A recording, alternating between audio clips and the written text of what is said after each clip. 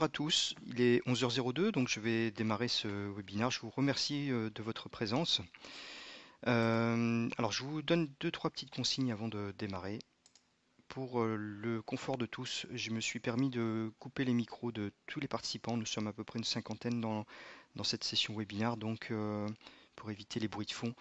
Voilà, j'ai coupé les micros. Vous pouvez néanmoins utiliser le chat pour communiquer avec nous si vous avez des questions ou des remarques ou des commentaires. Et deuxième petite chose, eh bien, restez actif sur votre PC pour éviter la mise en veille. Donc nous sommes ensemble 30 minutes pour ce webinaire sur comment booster la vidéo en formation. Alors une petite introduction pour commencer, pour voir un petit peu, faire un petit bilan de la vidéo aujourd'hui en formation et peut-être répondre à cette question, pourquoi continuer à produire des vidéos. Ensuite, on vous donnera, ou je vous donnerai notre point de vue sur les types de vidéos à utiliser et dans quel cas. Et puis on commencera à vous donner des conseils également pour essayer de définir votre besoin. Donc avant de passer en réalisation, de bien définir son besoin, c'est hyper important dans la réalisation de vidéos pédagogiques. Donc j'essaierai de vous aiguiller dans ce sens. Et en dernier lieu, bien, on verra comment aujourd'hui on peut booster les contenus vidéo par différents procédés ou différentes techniques. Donc on va parler par exemple de vidéos interactives, de l'hébergement de la vidéo, de l'indexation, chapitrage et pourquoi pas de l'international avec la traduction automatique. Donc l'objectif de ce webinaire, eh bien, c'est de vous partager notre expérience sur l'utilisation de la vidéo en formation. Chez Mandarin Academy, ça fait quelques années maintenant que on produit des vidéos pour la formation. Donc pourquoi pas vous faire profiter de cette expérience justement. Et bien sûr de vous faire découvrir quelques outils simples.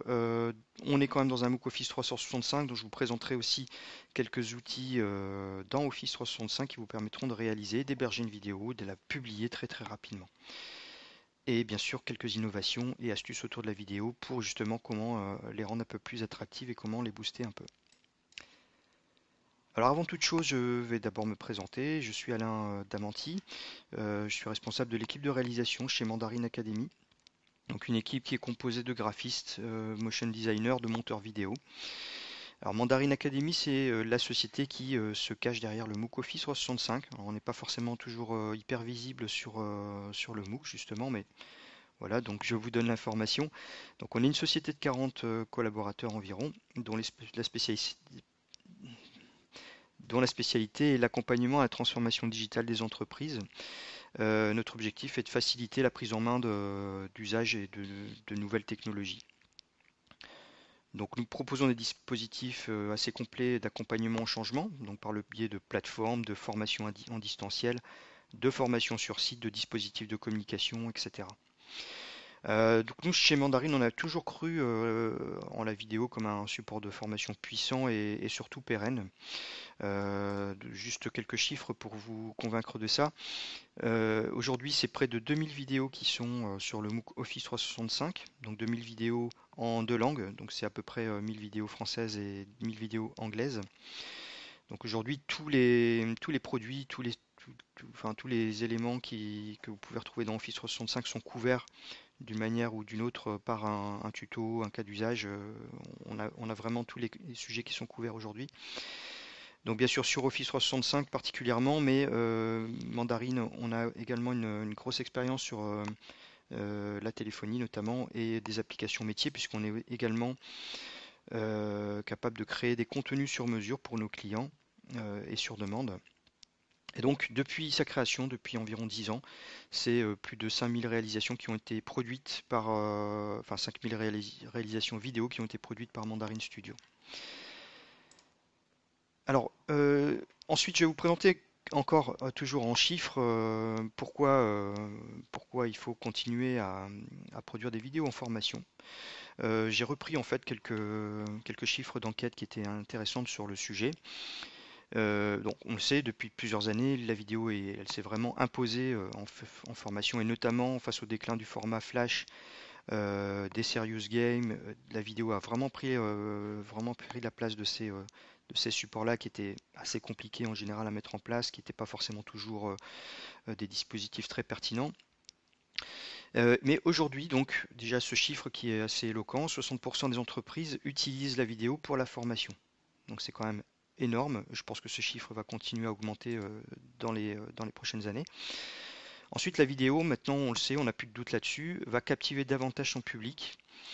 Et on gagne en général à peu près 25% d'engagement et de mémorisation supplémentaire par rapport à des supports classiques, écrits, ou même par rapport à une présentation magistrale par exemple. Alors tout simplement parce que le cerveau humain va enregistrer plus facilement des informations lorsqu'on allie le visuel, le son, l'image. Donc pour de la formation, effectivement, c'est intéressant de pouvoir gagner et de pouvoir captiver 25% de plus et 25% de mémorisation supplémentaire. Ensuite, c'est un vecteur qui est quand même plus direct et plus rapide qu'un support papier. Et donc ici, par exemple, 82% pardon, des personnes qui ont été interrogées pensent qu'une vidéo courte vaut mieux qu'un long discours. Dernière petite chose, la vidéo s'est largement démocratisée ces dernières années. Donc pour illustrer cela, il suffit de lire ce chiffre, hein, 80% du trafic web aujourd'hui correspond à la consommation de vidéos. Alors même si effectivement c'est en général des fichiers qui sont un peu plus lourds, donc ça va peser un petit peu dans ce chiffre, mais je pense que j'ai pas besoin de vous dire effectivement, de vous convaincre qu'aujourd'hui on est tous captivés par la vidéo, on est tout le temps en train de regarder de la vidéo, que ce soit sur notre smartphone, sur notre PC, que ce soit pour le boulot ou pour le personnel. Alors, il y a pas que la consommation qui s'est démocratisée, il y a également toutes les méthodes de réalisation, parce qu'aujourd'hui, avec un simple smartphone, on peut très facilement avoir une vidéo de qualité. Donc, c'est vraiment passé dans les mœurs. Alors, pour s'en convaincre un petit peu davantage, je vous conseille de regarder, où je fais une petite référence à une publicité de Saint-Maclou qui est assez amusante, dont le slogan est «J'ai vu un tuto». Alors, je ne sais pas si vous la connaissez, mais elle montre en tout cas, même si c'est un petit peu le côté dénigré du tuto, mais elle montre vraiment comment ce média est entré dans les mœurs. Et elle est assez amusante, donc je vous conseille de la regarder. Donc voilà, donc je pense qu'aujourd'hui on est tous convaincus que la vidéo elle est présente depuis longtemps, elle a fait ses preuves, et elle n'est pas prête de s'essouffler.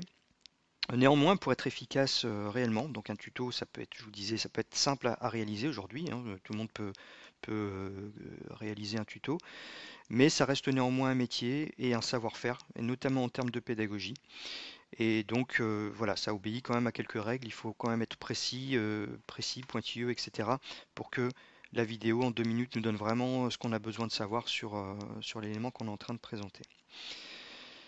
Alors je vous montrerai justement les quelques étapes juste après cette introduction. Alors tout d'abord, et avant de vous donner justement quelques conseils avant de réaliser un bon tuto ou une bonne vidéo, on va essayer de définir aussi quel type de vidéo on va pouvoir utiliser ou proposer dans le dispositif de formation. Et pour cela, je vais mettre en opposition en fait deux axes.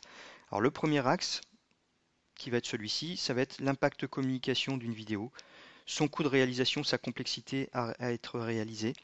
Et en opposition, on va mettre ici justement la simplicité de réalisation, l'impact pédagogique qu'une vidéo va pouvoir faire ressortir, et le peu de préparation qu'elle va demander. Et sur ces deux axes, en fait, on va positionner quatre types de vidéos qu'on propose chez Mandarin dans un dispositif de formation. Donc le premier format de vidéo, ça va être le teasing. Le teasing, c'est la vidéo qui va nous permettre d'annoncer par exemple un projet ou d'annoncer un nouveau produit dans la société. Ou voilà, enfin on est plutôt dans un discours du coup qui va être marketing. On n'est pas là forcément pour faire de la pédagogie. On ne va pas apprendre grand-chose dans ce type de vidéo. Donc l'impact pédagogique va être assez faible. On est plutôt, je vous le disais, dans un discours marketing. On est du coup dans une vidéo où il va falloir faire des efforts d'écriture. Ça se prépare un peu plus que de faire un simple tuto. On va être dans des choses un peu compliquées à réaliser, comme du motion design par exemple. Donc on va essayer de faire des choses assez dynamiques. On est là vraiment pour séduire, pour essayer d'attiser la curiosité, éventuellement de donner des informations. Donc forcément, pour ce type de vidéo, on va avoir un coût de réalisation qui va être assez élevé. Euh, et donc voilà, on va peut-être pas en faire non plus tout un module de formation. Ensuite, on va positionner ce que nous, on appelle le cas d'usage chez Mandarine. Donc c'est un format qui nous séduit particulièrement, euh, puisqu'on est plutôt déjà dans du concret, et on va essayer de faciliter l'adoption des utilisateurs en leur présentant justement des avantages et des exemples concrets d'utilisation d'une solution. Donc pour ce type de vidéo, on va avoir déjà un impact pédagogique qui va être plus important que du simple teasing. Son coût de réalisation qui va rester moyen parce qu'on va quand même essayer d'agrémenter par des animations justement le concept qu'on va essayer d'expliquer ou l'exemple qui va être pris. Donc il y a un petit mélange entre le tutoriel et les explications. Donc on va se retrouver avec une vidéo qui va être moyennement facile à réaliser, mais en tout cas qui va avoir son intérêt, et qui va être surtout un bon complément au tutoriel qu'on va positionner justement ici sur ces deux axes, un peu comme étant le bon équilibre, on va dire, entre ces deux axes justement, parce que dans le tuto, on va avoir un impact pédagogique qui va être important. On est quand même déjà dans un discours qui va être fonctionnel, donc on va aborder les choses vraiment de façon fonctionnelle. Par contre ici, on va avoir quand même un effort de projection qui doit être fait par l'apprenant, parce que justement, il n'aura pas l'exemple d'usage forcément, il n'aura pas l'exemple qui va lui parler de suite. Donc il y a une petite projection qui doit être faite par l'apprenant, et c'est un petit peu le défaut du tuto, c'est qu'on ne va pas avoir forcément, on va pas être très objectif en fait dans ce qu'on va montrer. On va montrer une fonctionnalité, mais on va pas expliquer à quoi elle sert réellement. Donc ça peut être bien justement du coup d'associer ces deux formats-là, le cas d'usage et le tuto, qui vont être assez complémentaires finalement. Après ici au niveau réalisation, on est déjà dans un coût de réalisation qui peut être faible parce qu'on peut réaliser un tuto assez facilement. Et dernière chose, donc le replay, ce qu'on nous on appelle le replay ou le webcast, c'est tout simplement un enregistrement live, ce que je suis en train de faire actuellement, hein. Je suis en train de vous présenter ces différentes analyses, et en même temps je suis en train de m'enregistrer. Donc le coût de réalisation effectivement va être faible. Les efforts d'écriture, ben, il n'y en a quasiment pas parce qu'on va en général s'enregistrer directement. Donc ça c'est vraiment le cas typique d'un formateur par exemple qui va faire ça, qui va dérouler sa formation. On va l'enregistrer, ça va permettre aux apprenants de regarder de nouveau éventuellement sur certains points qu'ils auraient loupés ou qu'ils auraient envie de revoir. Donc là, on est quand même dans une vidéo qui peut avoir un fort impact pédagogique, qui va être simple à réaliser finalement, et qui va demander peu de préparation. Par contre, effectivement, par rapport à du teasing, bon, c'est moyennement séduisant, on n'est pas dans les fioritures infographiques, etc. Donc voilà un petit peu comment nous chez Mandarine on voit un petit peu les choses au niveau des formats, des différents types de formats de vidéos qu'on peut proposer à nos clients, et que d'ailleurs vous allez retrouver également dans le MOOC Office 365, parce que je fais aujourd'hui le parallèle, je vais vous montrer ça tout de suite en allant sur la plateforme. Eh bien on a une vidéo teasing, alors je ne sais pas si vous l'avez déjà vu, mais quand vous êtes en mode déconnecté, si vous allez tout en bas, on a une petite vidéo teasing qui va justement présenter la plateforme de façon un petit peu sexy, un petit peu léchée, hein, au niveau des captures d'écran, etc. Donc il y a un petit peu d'infographie. Donc voilà, la vidéo teasing, c'est comme ça qu'on la propose. Ensuite, les trois autres formats donc, que je vous ai détaillés, ben, chez nous c'est exactement ce que vous retrouvez finalement dans le menu du haut, c'est-à-dire les cas d'usage qui vont vous présenter les cas concrets d'utilisation de la solution Office 365. Et à ça, on va associer des tutos qui vont vous donner un petit peu plus les manipulations exactement et précisément. Et le webcast, nous, on va l'intégrer au cours. On voit ça plutôt comme un complément, c'est-à-dire que vous allez suivre une formation avec un formateur à distance. Et éventuellement, si vous n'avez pas pu suivre ou si vous avez envie de revoir, eh bien, dans le cours, on va faire la rediffusion du cours, donc de l'enregistrement du cours. Donc voilà, du coup, on retrouve effectivement ces quatre formats-là que je viens de vous présenter sur le PowerPoint. Donc ensuite, je vous le disais, pour aller plus loin et vous donner quelques clés en fait pour bien penser comment commencer et comment réaliser une vidéo, eh bien, en général, on va commencer par se poser des questions. Donc, je vais vous montrer en trois étapes comment se poser les bonnes questions et dans quel sens on va se les poser. Donc, les premières questions qu'il va falloir se poser, c'est à qui s'adresse le module de vidéo. Alors, le public ciblé, il va falloir le définir. Le niveau du public ciblé également. Le nombre d'apprenants visés, eh bien, ça peut être également une information importante, puisqu'on ne va peut-être pas mettre les mêmes moyens si vous avez 20 personnes à former face à 20 000 personnes par exemple. On va peut-être mettre un peu plus de moyens. Et ce qui peut être intéressant également, c'est de savoir le temps exactement que ce public va pouvoir consacrer à cette auto-formation. Hein, la vidéo, c'est quand même du e-learning, donc il va falloir mettre un temps de, de visualisation derrière tout ça. Ensuite, la deuxième grosse question, c'est quelle logique pédagogique sera la plus appropriée? Et la grosse question, c'est est-ce que les vidéos vont être utilisées en complément d'autres dispositifs? C'est un peu le cas chez nous sur la plateforme du MOOC, hein, parce que vous avez des cours et des tutos qui sont associés. Donc le cours en webconférence où vous avez vraiment le formateur qui va vous donner des informations sur telle ou telle solution. Et à côté de ça, vous allez pouvoir revisualiser vraiment les points précis que vous souhaitez revoir ou peut-être approfondir grâce au tutoriel. Donc c'est important de savoir si effectivement la vidéo vient en complément d'un autre dispositif. Quel type d'approche veut-on? Donc c'est exactement ce que je vous présentais un petit peu en amont. Est-ce que c'est plutôt sous forme d'usage, donc d'exemple? Est-ce qu'on va plutôt faire un listing fonctionnel? Et là on sera plutôt dans le cas du tuto. Quel cas pratique va-t-on décrire, etc. Donc est-ce qu'on fait du teasing plutôt, de l'adoption? Et donc tout ça, il va falloir le définir aussi avec un expert de la solution. En général, la personne qui va écrire ou qui va réaliser n'est pas forcément l'expert de la solution. Donc ces trois questions-là, on va plutôt les définir avec justement l'expert de la solution. Pour quel type de sujet? Donc ça va également définir peut-être la méthode de capture. Donc est-ce que c'est un logiciel, un matériel ou un concept de vente par exemple ou de management? Donc dans ce cas-là, on ne va pas forcément utiliser les mêmes outils non plus pour réaliser la vidéo. Et troisième grosse question dans cette étape 1, eh bien, quel niveau d'autonomie vise-t-on? Donc ça, c'est une question qui est également assez importante. Je vous prends un exemple. Si on veut faire un module vidéo sur Photoshop et qu'on veut qu'il soit complet, forcément, on n'aura pas le même nombre de vidéos que si on veut simplement faire une petite prise en main de Photoshop. Donc voilà, quel pourcentage de couverture de fonctionnalités on veut donner et quelle profondeur on veut donner à ces vidéos. Donc ça, c'est la première étape. Une fois que vous avez répondu à toutes ces questions, eh bien, vous passez à l'étape 2, qui va être plutôt destinée vraiment au format en lui-même de la vidéo.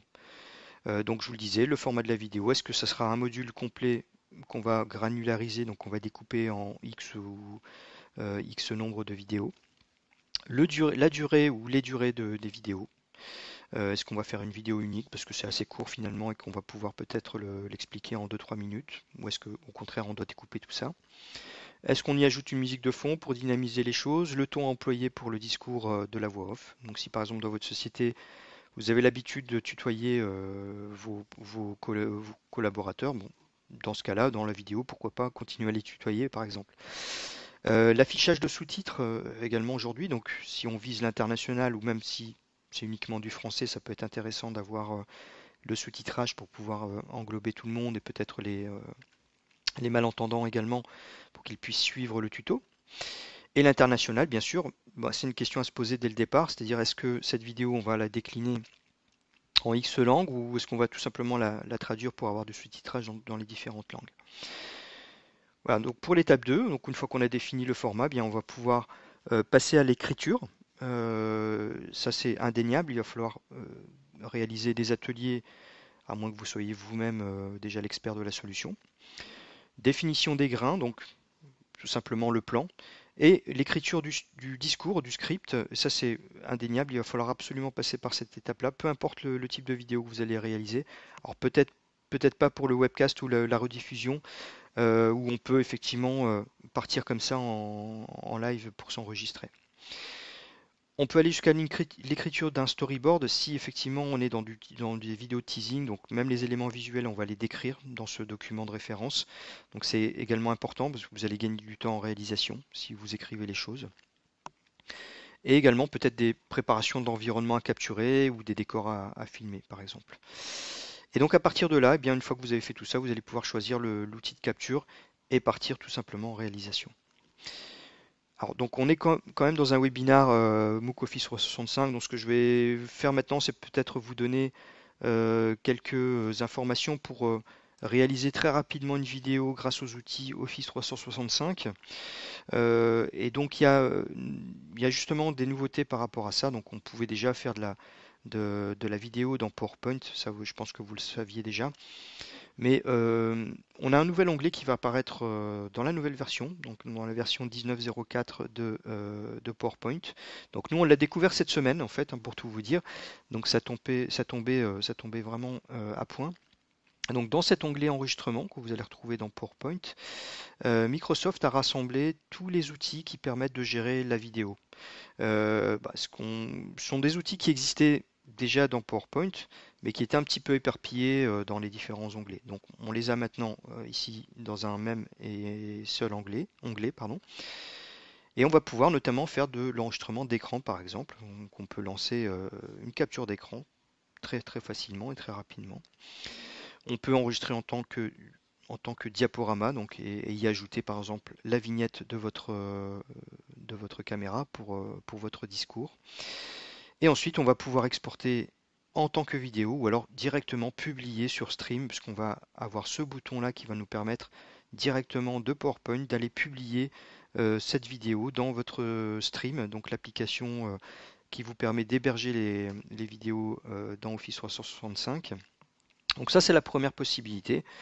Après, il y a une deuxième possibilité qui peut être très simple également, c'est tout simplement de poster votre présentation dans un canal Teams par exemple, et pouvoir mettre à disposition une vidéo que vous auriez fait sur une nouvelle application par exemple, et la diffuser très rapidement au canal de collègues qui seraient intéressés par cette vidéo. Alors je vais peut-être pas aller plus loin, je ne vais pas vous montrer non plus comment utiliser, on n'aura pas le temps ici. Si vraiment ça vous intéresse, vous avez deux cours en fait sur le MOOC qui sont intéressants de connaître dans ce cas-là, si vous voulez faire de la vidéo avec les outils Office 365. Donc le premier cours en fait que j'ai mis ici en lien, c'est un cours sur PowerPoint qui s'appelle Réaliser une présentation proche d'un clip, où justement on va vous parler un petit peu de toutes les fonctionnalités multimédia de PowerPoint. Donc là il y a une session le 30 avril, si ça vous intéresse, inscrivez-vous. Et le deuxième cours, c'est un cours sur l'application Stream, donc qui est l'application d'hébergement de streaming vidéo qui est inclus dans Office 365. Donc là, pareil, vous avez un cours ici en webconférence le 23 avril, donc inscrivez-vous rapidement. On est le 18, donc il y a encore un petit peu de temps.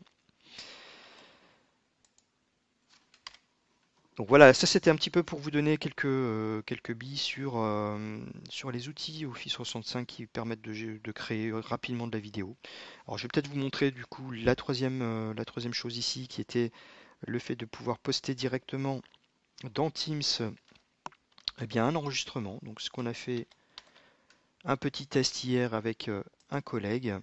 Donc dans un canal, tout simplement, mon collègue a ajouté un onglet. Donc l'onglet, vous allez le chercher ici, vous allez cliquer sur PowerPoint, ça va vous permettre d'aller uploader une présentation. Donc dans cette présentation, on a ajouté en slide 2 la vidéo. Donc on a capturé avec PowerPoint, tout simplement. Donc là, c'était une petite manipulation justement sur Teams, pouvoir donner une manipulation particulière, par exemple, à des collègues ou les informer de quelque chose.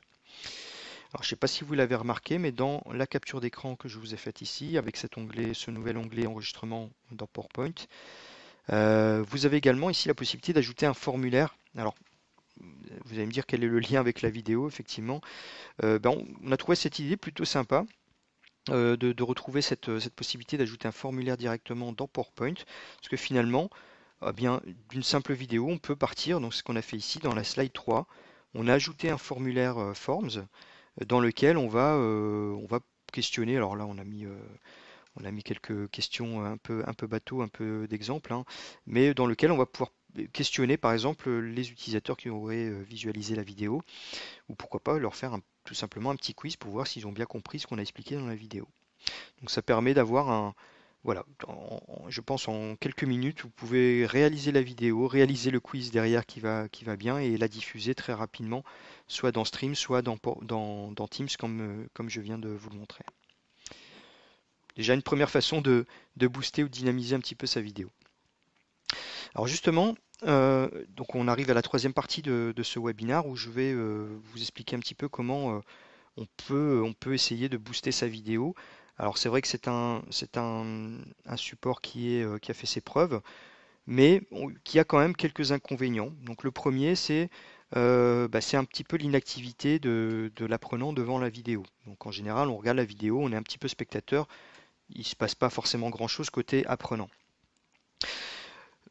Aujourd'hui, on a des outils qui permettent d'ajouter de l'interaction dans la vidéo. Donc, par exemple, un petit quiz pendant la vidéo, ou alors une action de l'apprenant, un clic pour pouvoir avancer à la suite, ou pouvoir faire des choix, ou pourquoi pas un téléchargement de documents pour donner un peu plus d'informations, par exemple. Alors, je vais vous montrer un exemple de vidéo avec un peu d'interaction. Donc, celle-ci, par exemple, donc une vidéo sur Teams dans lequel on a ajouté des actions. Donc les actions sont représentées ici par les petits points. Donc ici par exemple, tout simplement un petit quiz qui va nous permettre de vérifier si... Alors j'avais déjà répondu à ces différentes questions, donc forcément je ne peux pas y répondre de nouveau, mais peu importe, c'est simplement pour vous montrer un petit peu l'exemple. Ici un deuxième quiz, un troisième.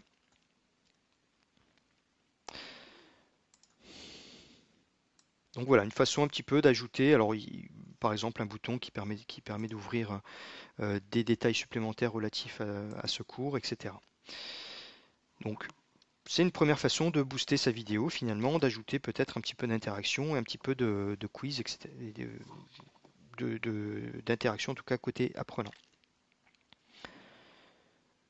Deuxième petit exemple, comment booster sa vidéo, on peut peut-être essayer de les afficher différemment ou de les intégrer justement dans des supports un petit peu plus classiques ou comme complément à des supports numériques ou formation.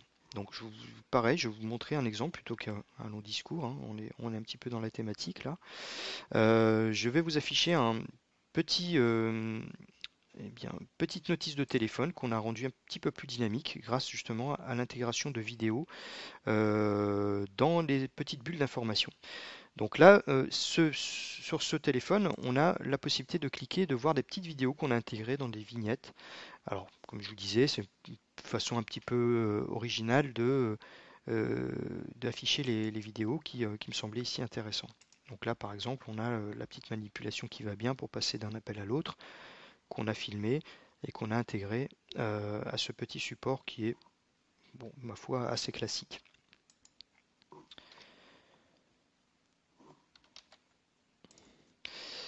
Alors troisième piste pour booster votre vidéo, bien finalement c'est l'hébergement. Donc ce que va proposer plutôt l'hébergement d'une vidéo. Et notamment ici, je vais vous montrer concrètement comment l'indexation notamment et la recherche peuvent vraiment booster. Alors peut-être pas la vidéo en elle-même, mais en tout cas le fait de pouvoir retrouver facilement une information. C'est un inconvénient dans la vidéo, on le sait, hein. Une vidéo n'est pas forcément facile à indexer. On n'a pas forcément le choix parfois que de regarder tout le début de la vidéo pour pouvoir trouver une information qui m'est importante. Et bon, aujourd'hui, on est quand même dans du rapide. On essaie de trouver des informations très très rapidement. Donc notre premier réflexe quand j'ai besoin, par exemple, d'avoir une information sur Word ou Excel ou n'importe quel sujet, eh bien, notre premier réflexe, c'est d'aller sur Google et de rechercher un terme. Bon, là, la deuxième problématique, c'est qu'on va se retrouver avec 10 millions de résultats et que c'est pas forcément non plus simple de s'y retrouver. Et donc, nous, on a trouvé une méthode assez simple, finalement, de se retrouver dans une vidéo en passant par la recherche. Donc, ce que je veux vous expliquer, c'est que lorsque nous hébergeons une vidéo sur nos serveurs, elle est retranscrite automatiquement. Donc il y a une retranscription de tout le discours qui se fait hein, automatiquement. Et cette retranscription, on va pouvoir l'utiliser pour la recherche sur la plateforme. Donc là, je vous montre un exemple concret à partir de notre plateforme. Je vais revenir sur l'accueil peut-être pour faire ça. Donc si par exemple j'ai besoin d'une information, je suis dans Power BI, j'ai besoin d'informations sur l'éditeur de requêtes, donc qui est un panneau particulier euh, de Power BI. Je vais taper tout simplement éditeur de requêtes dans cette zone de recherche. Alors ça va me permettre d'avoir quand même des résultats qui vont être plutôt pertinents puisqu'on va avoir ici en premier lieu la vidéo, en premier choix de résultat, la vidéo qui me présente justement l'éditeur de requête dans Power BI. En plus de ça, je vais avoir d'autres vidéos, donc qui certainement contiennent ces termes-là, et en tout cas qui vont me proposer peut-être des informations supplémentaires sur l'éditeur de requête. Donc par exemple celle-ci, même si le titre n'a rien à voir avec l'éditeur de requête, eh bien je vais pouvoir l'ouvrir. Ah, j'ai été déconnecté, c'est pas très grave, on va se connecter rapidement.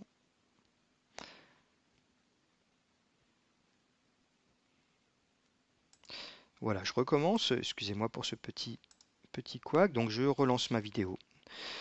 Donc la vidéo fait quand même 5 minutes, donc est-ce que je vais devoir la regarder entièrement pour finalement essayer de retrouver l'information que j'ai besoin? Eh bien non, ici, grâce à la retranscription dont je vous ai parlé, la retranscription automatique, on va retrouver justement ici, qui nous permet d'ailleurs de naviguer dans la vidéo à des endroits très précis.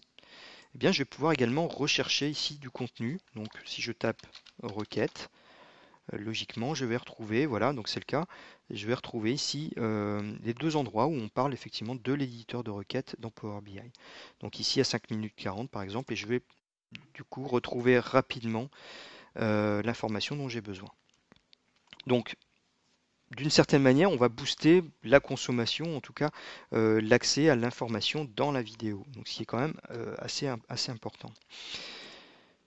Ensuite, il y a une deuxième façon, enfin une façon supplémentaire de se retrouver plus facilement dans une vidéo. Donc là, on l'a vu par la recherche, mais également, on peut aujourd'hui chapitrer et donc naviguer dans une vidéo, donc notamment dans les vidéos qui sont longues.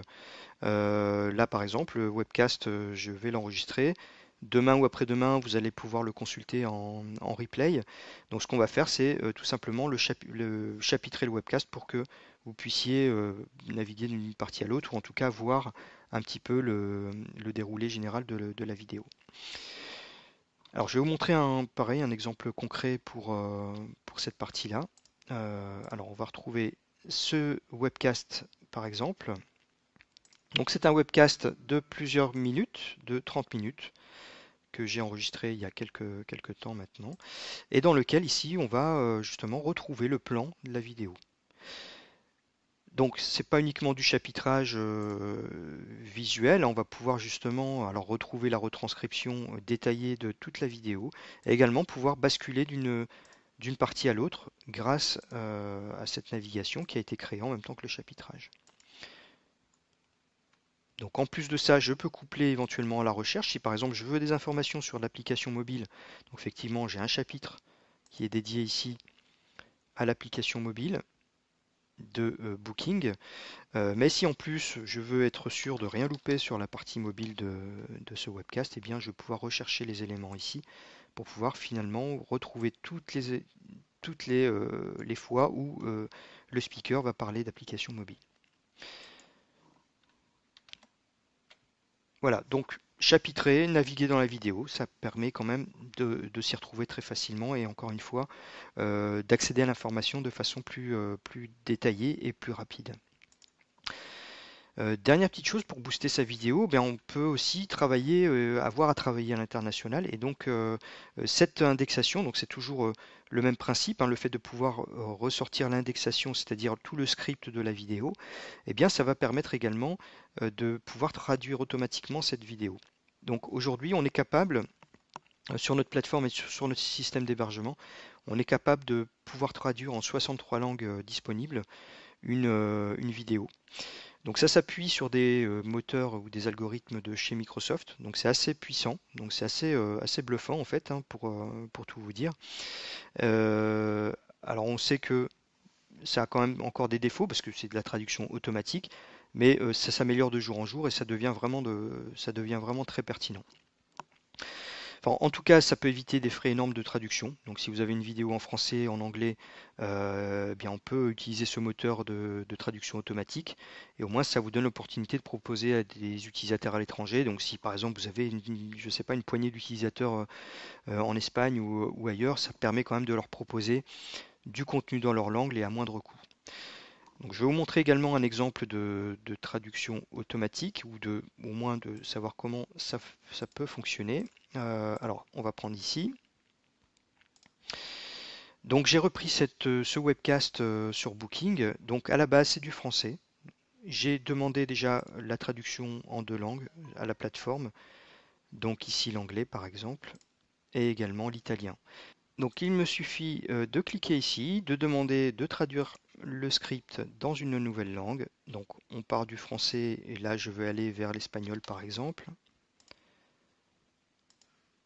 Et il suffit de choisir et en 2-3 minutes, donc là si je vous disais c'était une vidéo à peu près de 30 minutes et même je pense que ça va prendre moins de 2-3 minutes, le script en espagnol va être généré automatiquement par la plateforme.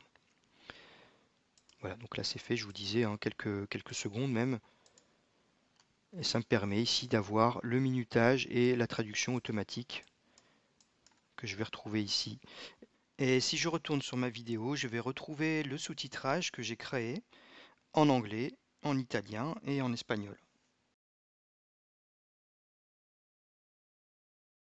Donc voilà, nous arrivons à la fin de ce webinaire. Donc j'espère que je vous aurai convaincu de continuer ou de vous mettre à produire ou à réaliser de la vidéo pour la formation.